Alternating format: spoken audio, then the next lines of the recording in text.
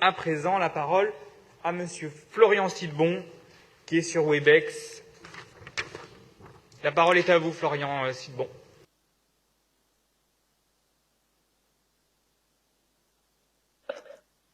Pardon, vous m'entendez?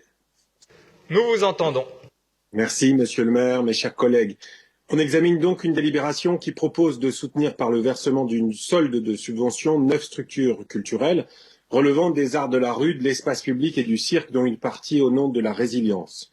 Alors, toutes ces structures culturelles mènent un travail, comme il vient d'être dit, de recherche propre à l'espace public, avec tous les publics, et notamment pour plusieurs structures, les établissements scolaires, les MP2A, les clubs de prévention, et leur travail est profondément ancré dans les quartiers. Ainsi, la coopérative de rue et de cirque, qui intervient donc dans le 12e, comme il vient d'être dit, mais qui poursuit également son travail d'ancrage dans le 13e, notamment dans le quartier de la rue Watt. Ainsi, le projet Arter, qui propose lors de résidence un cadre de travail spécifique en direction des quartiers, toujours dans un questionnement de l'art dans la cité, Arter, qui est en quelque sorte un laboratoire urbain. Ces structures, par leur travail artistique très spécifique, et l'intervention artistique dans l'espace public est un travail très spécifique, une forme d'art à part entière, ces structures proposent un rapport artistique à la ville et des formes nouvelles d'appropriation de l'urbanisme et de l'espace public. Quelqu'un qui va être touché par la rencontre de l'art dans l'espace public a plus de chances de pénétrer dans nos formidables établissements culturels, et le combat pour la démocratisation de la culture est loin d'être gagné. On sait que ce que l'on appelle la décentralisation du dernier kilomètre doit encore progresser. Alors les festivals tels que 11 Bouge, La Coulée Douce ou Évin l'été sont une pierre sur ce chemin. Ce soutien est particulièrement important en ce moment, tant les artistes sont profondément déstabilisés en cette période. Particulièrement important aussi car les 9 structures en question dans cette délibération font se croiser artistes émergents et artistes confirmés. Et les artistes émergents sont dans une difficulté plus grave encore en ce moment. Ils subissent l'engorgement créé par les reports, leurs formations sont déstabilisées, les concours nationaux ajournés ou modifiés, le Conservatoire national par exemple n'organise pas de concours cette année, pas d'engagement sur la reconduction d'une année blanche du système de l'intermittence alors que par définition ils n'ont pas pu travailler depuis le mois de mars 2020.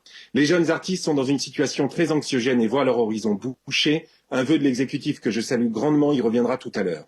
Le Printemps des rues prévoit d'organiser son festival les 29 et 30 mai. Le festival 11 Bouge du 2 au 6 juin. Les Nocturbaines les 12 et 13 juin et Évin l'été du 16 au 20 juin 2021. Mais pourront-ils avoir lieu? Personne ne le sait. Notre groupe présentait le mois dernier un vœu qui demandait des perspectives et un calendrier. Nous l'attendons encore. Madame la maire parlait hier du fameux concert test qui doit fixer des protocoles. Il est sans cesse repoussé. Pourtant, dans le monde entier, des lieux culturels ont réussi à ouvrir, des manifestations ont lieu, des protocoles ont été pensés. Beaucoup d'études scientifiques sur le sujet existent déjà. Pas plus que pour les spectacles en salle ou les manifestations sportives, il n'y a pourtant toujours de protocole sanitaire énoncé pour les événements dans l'espace public. Ces structures, comme toutes les structures culturelles, doivent pouvoir s'organiser. Et pour ça, elles sont laissées quelque part dans une double incertitude. Alors il y a une première incertitude qui est bien compréhensible, qui est liée à la crise sanitaire, à la courbe épidémiologique. Les artistes, qui sont des gens sérieux, peuvent très bien le comprendre. Mais ce qui n'est plus possible, c'est qu'on leur impose une autre incertitude, celle de ne pas savoir quels seront les critères qui, le moment venu, permettront ou ne permettront pas d'organiser leur spectacle ou leur manifestation. Les artistes sont des gens sérieux, je le répète, ils nous aident souvent à comprendre le monde, parfois à l'accepter. Ils ne peuvent pas supporter l'irrationalité qui leur est en ce moment imposée. On vient de parler du marché aux livres. Qu'est-ce qui explique qu'on peut vendre des livres en intérieur mais pas sur un marché découvert? Il est incompréhensible que le domaine culturel soit quelque part par ce gouvernement écarté du droit commun. Car en ne mettant pas en place les conditions d'une reprise raisonnée, comme il le fait avec d'autres secteurs, ce gouvernement fait un choix politique, celui de ne pas choisir la culture. Or, tout ce qui dégrade la culture raccourcit les chemins qui mènent à la servitude, nous disait Albert Camus.